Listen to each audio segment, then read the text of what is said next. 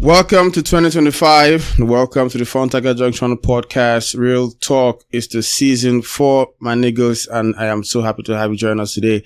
I'm your host, LA, and joining me on the show today is the usual rocksteady, strong and chested one, Resh. Yeah, welcome to 2025. Yeah. I said 2024. Is it? No, I thought you said 2025. 2025, yeah. All right. 2025. I'm in the mix, I'm in the zone. Yeah. 2025. How's it going so far? Yeah, we're good. We're good.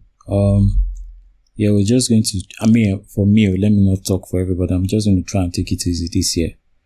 Really. That's my modus operandi for this year. Taking it easy and don't let Tinubu finish me.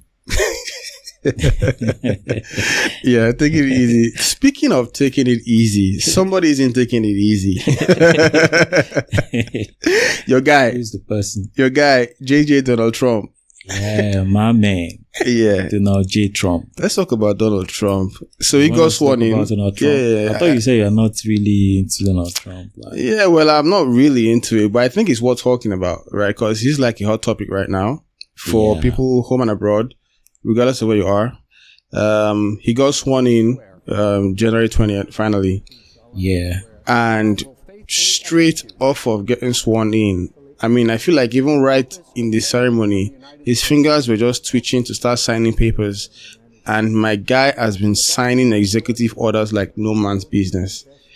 Yeah. Everybody they collect, woto. Like from immigrants to government officials, to DEI, gender diversity, blah, blah, blah. Everybody they collect, right? And some people are excited, like, okay, this is the talk and do president. Like everything he said he's going to do, he's like got off the tracks. It's like from day one.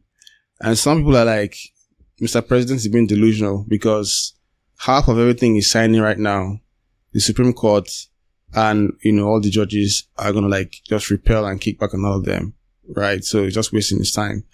But let me hear your thoughts, right? First few days in office, like 1 gazillion executive order signed. Do you think this is a good start from the president, or is it just plenty gallery? Yeah, so for me, and that's the reason why I've always liked Trump, really, from the jump. And he's the type of, do you know the guy is 79? 79, like. Facts. And he has his Diet Coke on the steady, And I think somebody was asking him, he was doing an interview, they were asking him like, where do you get your energy from? And he was like, I think it's my gene, came from the family gene and all. And one of the reasons why he said he doesn't drink is because his brother was an alcoholic, and the guy he died eventually because of, that lifestyle and stuff and all. So he doesn't drink and all. And so for me, I feel like as much as everybody says, he has a bombastic, personality, very boisterous, very loud, and all. And if you look at, his actions and the things that the executive orders that he's actually giving now, he would see that, he's really, of which he has done the first go round. He has done the first go round. This is the second go round and all. And for me, I felt the Democrat, they did themselves in, like, should have just allowed the guy to go the second term, Now he would just he would just be handing over to them. So all the damage that Trump would have done, everybody would have seen it now and all, but they gave him another 4-year window to actually see how much more he can actually, dial back on all the things that the Democrats have been doing and all. Yeah. So for me, I think everybody that's any president, all over the world, they can use Trump, maybe as, their poster boy, of what they probably shouldn't do or what they can do, and all. But for African, leaders, I would say that they are the ones that need to look at Trump, to make him a model, when Trump talks about, America first, it's all about America first, The first 2 trips that he made, maybe or 2 or 3 trips that he made was to North Carolina, because North Carolina had the hurricane, the latter part of last year. My friend, Chenik, Chenik Zayas. Hello, Chenik. How you doing? Chenik she's an American. She lives in North Carolina. So when all those stuff was happening, yeah, I was checking in with her and stuff, and all. She was telling me that it was very bad and stuff. Though it didn't affect her like that much, but she said it was very bad and all. But the government were not really attending to them because it was Biden and all. So Trump went there, to commiserate with them, and lift their spirits, the president is here listening to us and stuff and all and everything. And then back to California. I went back to California again to go and check them because of the fire that happened in California, and all and everything. And for me, why wouldn't, a normal citizen, I'm not talking of the Democrats that are making money or the liberals that are making money off of, some of all those, their policies and stuff.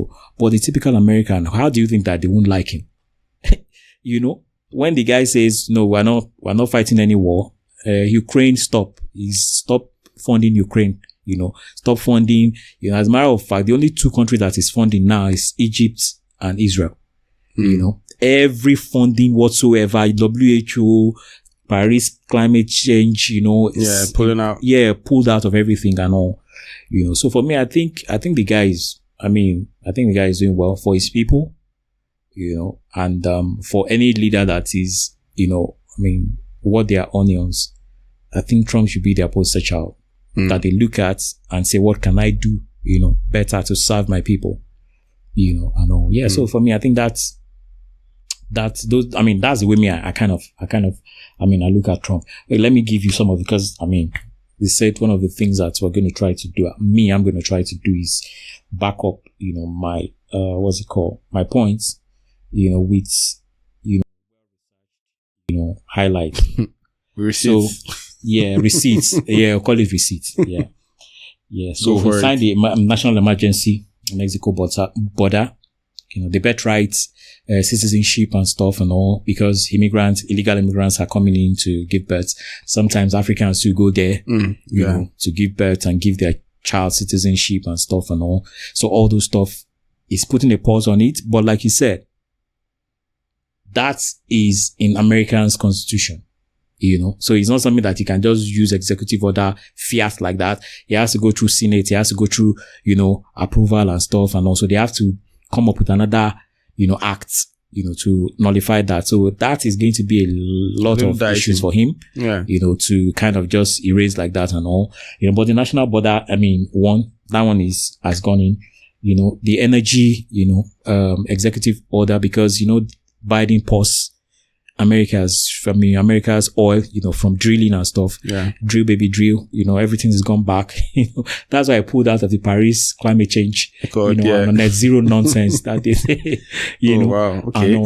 He pulled out of this and all. And, so for me, I think he's doing well for the American people, and, anybody that doesn't like it, go and talk to your own presidents to do better for you as well.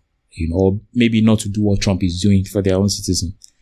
So that's where I'll look at Trump. So yeah, okay. Let's. It's good that you highlighted on some of the policies. I was going to take a few moments to spend some time on some specific executive orders that he has essentially issued, largely around immigration. Right. So we have the deportations, right, going in.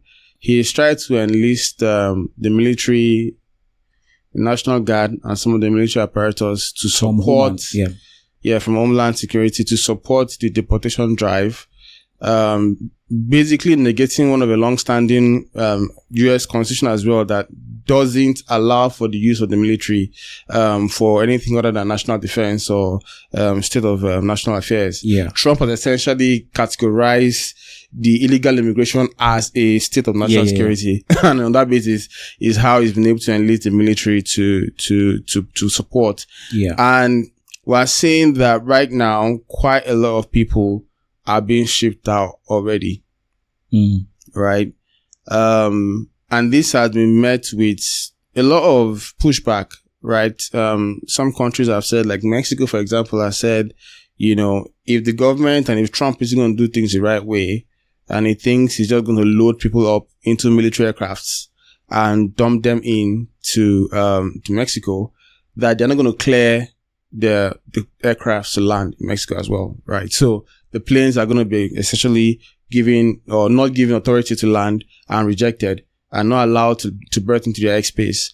And I feel like there is a lot of tension that's going to be brewing up, geopolitical tensions with Trump's gung-ho approach, right? He wants to get everything done today, and he doesn't really care what the ramifications are for like other people. How do you think his approach is going to play out? Like, do you see him succeeding in the long term? Because let's not forget, there are some states in America that have what they call the sanctuary law. Yeah. Right. Which Sanctuary basically, city. Sanctuary states, which basically means that they don't necessarily have to cooperate with the federal government when it comes to things around, immigration, deportations, trying to get information or documentation around illegal or, non-documented, documented citizens. And people feel like that is more of the human approach, right, to dealing with issues of immigration, rather than taking the bat approach and just swatting everybody out of it. Like, do you think that Donald Trump could succeed, right, in actually getting this done? Because let's not forget, bringing it back home, like for Nigeria, for example, there are so many people who are Africans, Nigerians, they've been in the US for like 15, 20 years. They are not fully documented, right? But they've spent so much time there. They've worked there. They've given birth to kids there who've grown all their lives there. And they're really standing at the risk right now of being shipped out and being shipped out unceremoniously, right? So if Trump finally gets his way and finds a way to circumnavigate things like the sanctuary state law and all these other laws that Biden had put in to sort of give some succor to immigrants, how do you think, what effect do you think that's going to have on first of all us, that's immigrants that are basically Nigerians who live in America, and on Trump's presidency as a whole? Yeah, but I mean, the claim that Trump's admin is basing their actions on is that these guys are illegal immigrants and they came in, and then they are also causing violence, across the city, across the country and stuff and all, raping, women or, gang, related, issues and stuff. And also like the one that you talked about, some of the governors saying that it's a sanctuary city and stuff and all. It's more like declaring a martial law. These guys have come into the city and they've been arrested maybe like 3, 4, 5, 6 times and stuff, but because they're in the sanctuary city, they get, bail for free, they just get back into society. Yeah, they get just stuff let loose. Yeah, so basically. Yeah, so he has a ground, to go because he's the chief, he's the commander in chief, armed forces, of the states, of the complete, all the states in America and stuff. So he has the overriding, power, to go into all those places, and effect law and order, and all. So those are the things that he's doing actually. Yeah. And then if you look at what the Democrats were doing, they were using, that's the argument of the Republicans anyway. They were using it to pad up, the voter stats, the voter, and all, because, they were very grateful. Yeah, very grateful. They were very grateful to Biden. Yeah, to Biden, like and the he's Democrats done them well. Yeah. And all, so for me, it's a double-edged sword, really. Yeah. You are sad that some people are going to be deported, but at the same time, like, Lincoln Riley, act, that is being, pushed. I think they've actually, signed it into law, because they said the lady was accosted by an illegal immigrant and then she was killed, while she was jogging, and all. And those are all the things that they are using as their basis for doing all the things that they are doing and all, But as for Nigerians that are abroad, I don't think Nigerians go through the border, like the Mexico border. I don't know if Nigerians went through the Mexico border. Majority of Nigerians that go through the I mean, they can go through the visiting route and then overstay. Yeah, the visiting. That also makes you an illegal migrant. Yeah, if you overstay, if you've been there, your visa allowed me for like 10 years. Yeah, if you've been there for 15 years, I really don't think they are going to be affected by, except of course if they've committed crimes. Okay. They've done something, bad and stuff and all. Yeah. I really don't think that those are the people that they are looking to eliminate. More so, have you also made yourself useful to the society? Have you been doing stuff and all and everything? Yeah. For Trump, for instance, says if you come into America and then you come through the school and you do your master's, for instance, you have your this thing, you should have automatic, right to green card to stay. Yeah. So I wouldn't say that he's just looking to be racist and just not make people come or what have you and all, but he's just trying to. And then because of what happened during the election the last time, Trump did not accept that the election was free and fair.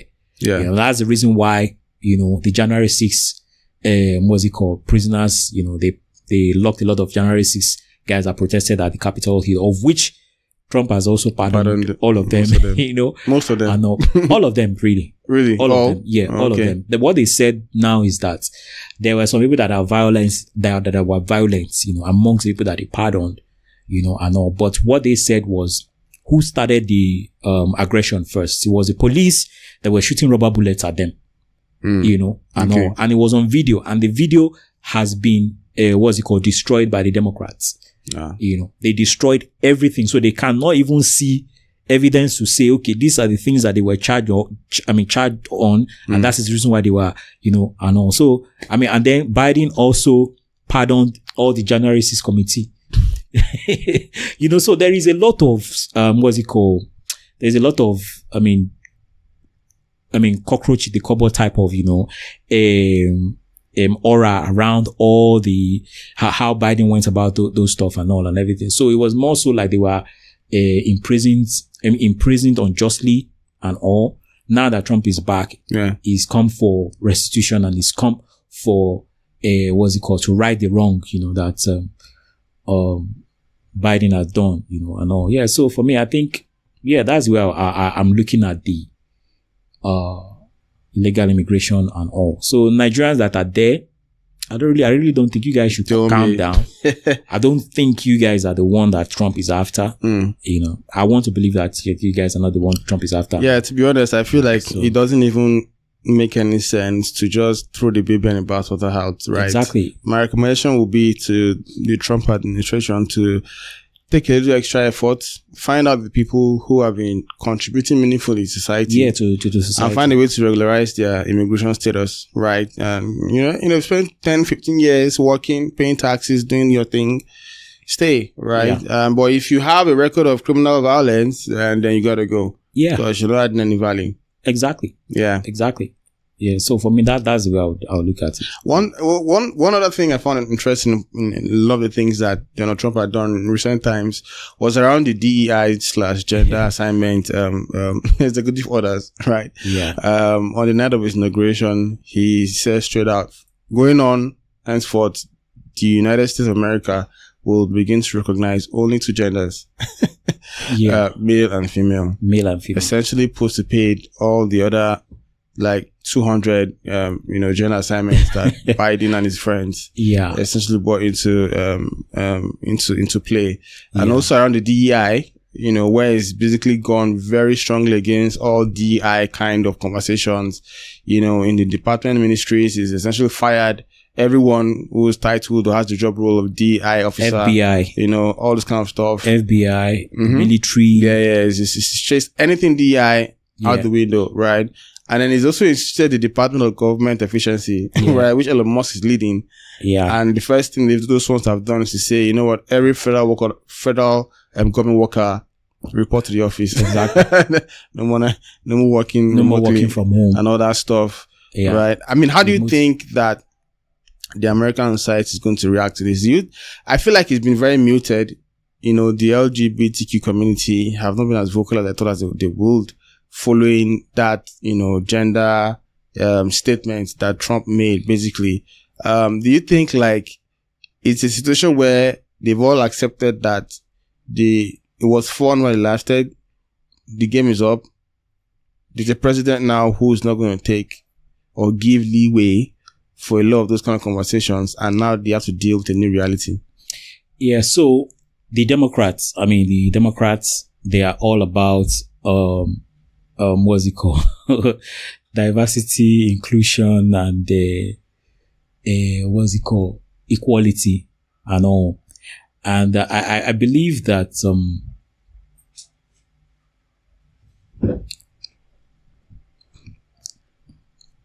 the Republicans say that they interpret that, they operate a republic, not a democracy.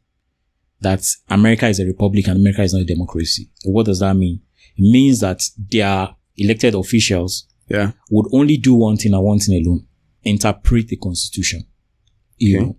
And interpreting the Constitution will mean that, what's it called? Title, what's this thing called now? Title X or something. I don't know how that thing is now. That assigns, maybe male and female.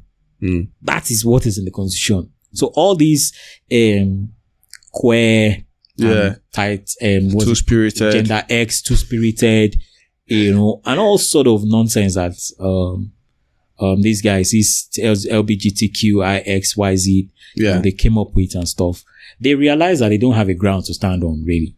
If they really had the ground to stand on, they would fight back. Push back. If this thing is a fundamental human right, like they say, how can you say you wake up, one morning and you feel like you're a woman? It's ridiculous now. Some people, they feel like men in the morning and feel like women in the evening. Exactly. That's what they call two-spirited. I saw one. Mad. I saw one, I don't know, maybe it's a montage or maybe it's like a short clip and all, and they were asking, once you see red hair, pink hair, all those, and all, that something is up. And they were asking her, she says she's identified as a cat.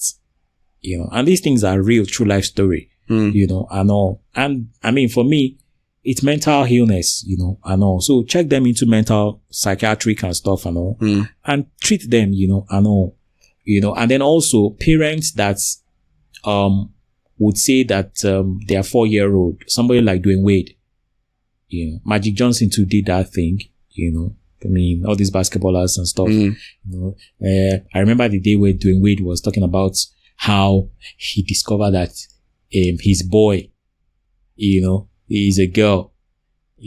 Said they just went and they sat him down and they asked him, like, you should tell them how he feels.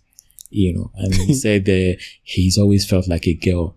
And then we said from that day on, I just accepted. And I'm like, you are the daddy, for crying out loud. You are the father of this boy. And the musical, the conscience that God has put inside of you should make you to, try and see how you can help your child to get out of this, of this funk, But then they went ahead and started, doing the medicating and then all those stuff and all and everything, and this, the treatment that they give to them is a lifelong treatment. Because you reassign somebody, I don't know if they've chopped off his private parts. You reassign them and then you now give them something to be dilating. That's what they say. They're dilating so that the path that they cut open. So that path can still remain open. So they have to be doing something to kind of make it open, because this thing is not the natural order, of life. You're just making life miserable for them. And if it's a girl too, they chop off their breast, they chop off, and all, and then they tell them that, and all. So for me, I think, Trump in office, at least is restoring some level of sanity back into society. Biden, for instance, his, deputy secretary of health was something Lavin.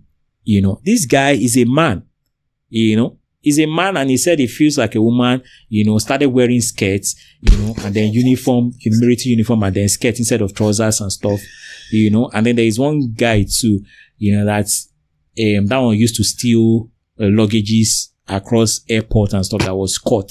He's serving in Biden's administration, but he goes to whenever he's traveling and stuff, he goes take somebody else's luggage, if they have maybe like female stuff, and then he would steal it and he'll be wearing it.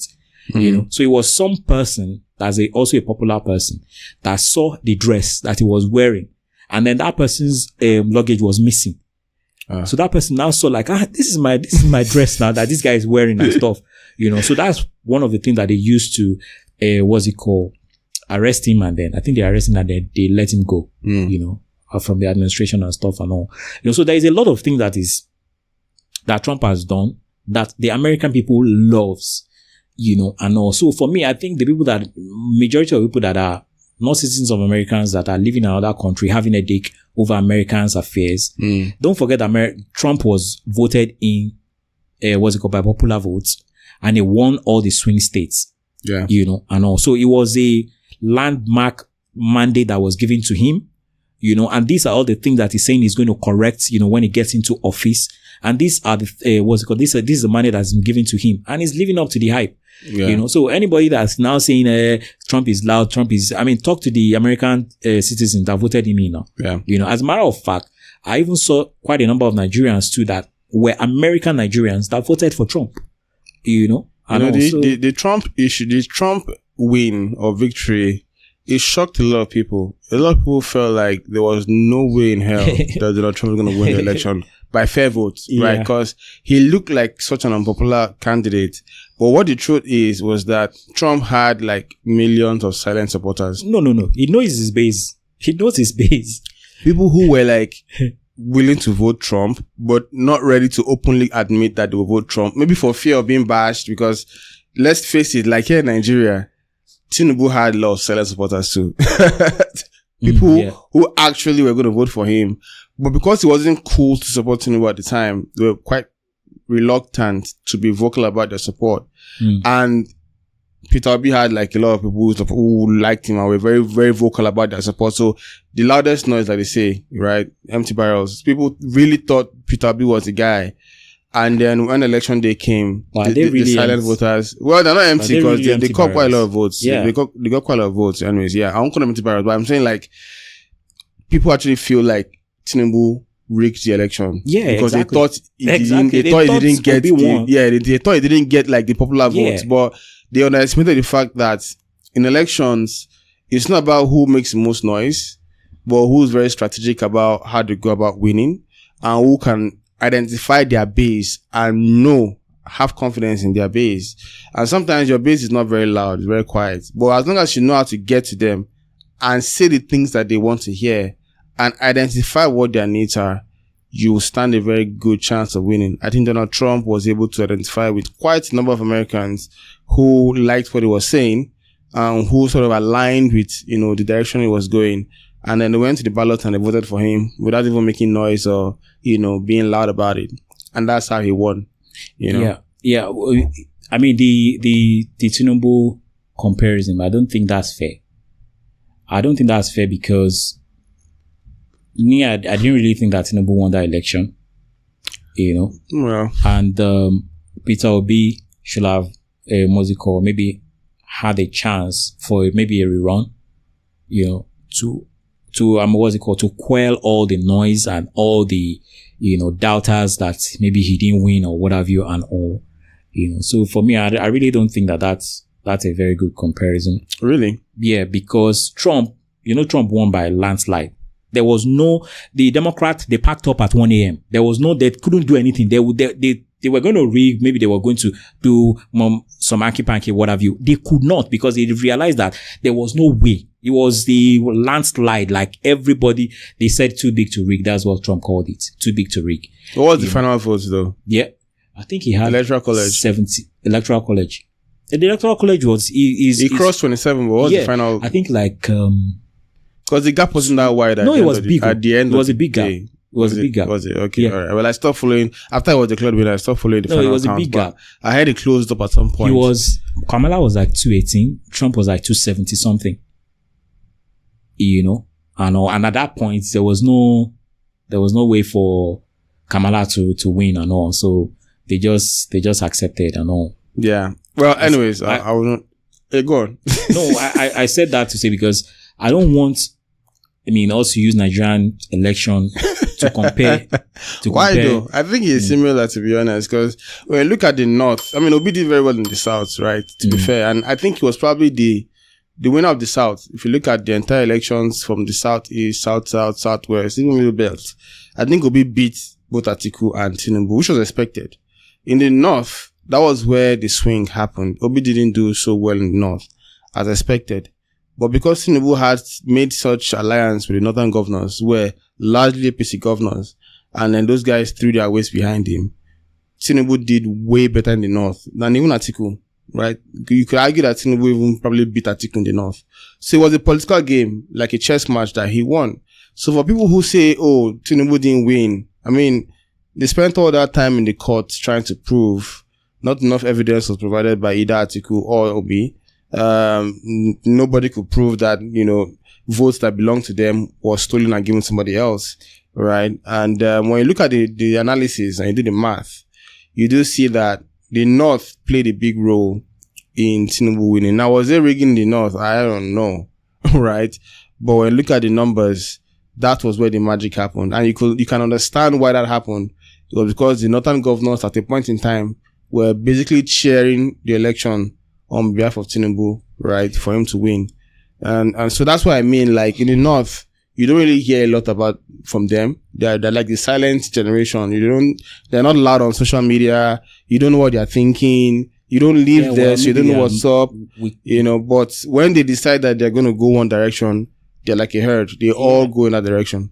Yeah, we could categorize them as what's called the hard votes now. Like, yeah, they are monoliths. They are monolithic in their what's it called. Once it is Dambroba, shake your banza to go and vote. That's what they are doing now. All right. Anyway, so let's see how Donald Trump's time goes. I'm really interested in seeing how he's able to fight the whole climate change. He's done it before, anyways. Just yanked America from all that stuff. Yanked them out of WHO as well, and those push his own agenda. Yeah, but there's Russia and Ukraine as well. He's trying to get them to do a deal. He's removed himself and from all Russia. that. But as a matter of fact, he's even gone to audit now.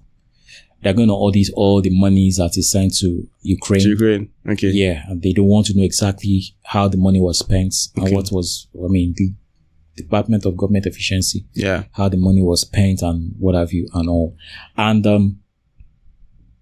I'm going to say something that is very, very, that's like the highlight for what Trump did. He revoked the security details of Anthony Fauci. He revoked it because somebody said, how do you, pardon a doctor that prescribed to you and then you pardon the doctor in advance of any liability. Yeah. To your health and to your body and stuff and all. So that's shady and all. So it's not like maybe Trump is going to be vindictive and trying to come after Fauci. Mm-hmm. There is this guy in the Senate, Rand Paul. Rand Paul is a senator and all, and he's a doctor as well. And the guy has been going after Fauci for the longest time. Yeah. And that's also the reason why Robert Kennedy was brought in, as the health, minister. I'm hoping that the guy is selected as the health minister because Robert Kennedy has been talking a lot about how the pharmaceutical establishments, have bought over, majority of Americans, legislators and stuff and all, and they're not really doing their job, and all. And then he spoke about how in Africa, Bill Gates, used Africa as guinea pig, where he comes to test all those vaccines and stuff and all, and a lot of things that had happened, in Africa, and all because Africans don't really have, fighting chance and all. They just allowed people to die and all. There was one that they said happened in the north, and the lady was even, I think it was in News Central, I think she lost her eyes, or maybe I think she was amputated or something and all, and he said it was when she took the vaccine and all. That was when, the lady just went disabled, and the government cannot fight, for people, and also for me, I think it was good that the security details were removed and all. There is even allegedly that there's some, what's it called, push from Russia that they need to bring Fauci to Russia, because he doesn't have immunity in America and all. Yeah, so, but I mean, we'll see how it goes. Interesting times. We'll see how it goes. And also, lastly, when people are saying like he's Trump racist, Jennifer Hudson, I don't know if you know Jennifer Hudson. She was the one that won the, I think America Got Talent. Mm-hmm. She has a new show. Yeah. She has a new show. And when she had a problem and I think it was her family, maybe it was shot or there was fire or what have you and all. Yeah. Trump housed her in one of his hotels for 6 months, and all. And, our very own Nathaniel Bassey, Nathaniel Bassey was in Nathaniel one of the performers, one of the guest performers at the inauguration. Yeah.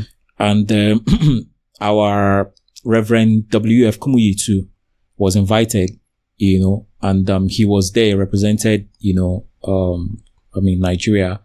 And he was Turning Point USA. Turning Point USA is an organization that was set up by Charlie Kirk. Charlie Kirk was where Candace Owens was working alongside, that really brought Candace out like that, before Candace went Brexit and then now went to Daily Wire before, she now went independent and all, so, and then Kokobam Sasuko, Kokobam Sasuko performed at, Tiffany Trump. Okay. Trump has 2 daughters. Tiffany Trump is the younger one that had, what's it called?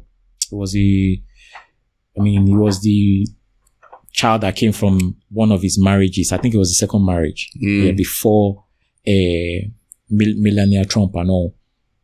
Yeah, so Tiffany, during our wedding, I think it was the first go round of Trump in White House. Cobans was there. Coban was one of the performed it at the daughter's wedding. I think even this particular inauguration, Cobans was also there because Cobans took a picture and then posted on social media. I saw it, I think like a week ago or so. So, I really don't think that Trump is racist like that. He's just somebody that knows what he wants, and he goes for it. He has a bombastic, boisterous, way of going about things that people really don't like, which is okay. You don't necessarily have to like him and all. But I don't think he's racist, really. I don't. Alrighty. Let's see what Trump has to offer. Not just America, but the rest of the world for the next one, yeah? We'll keep our eyes out for that. Alright.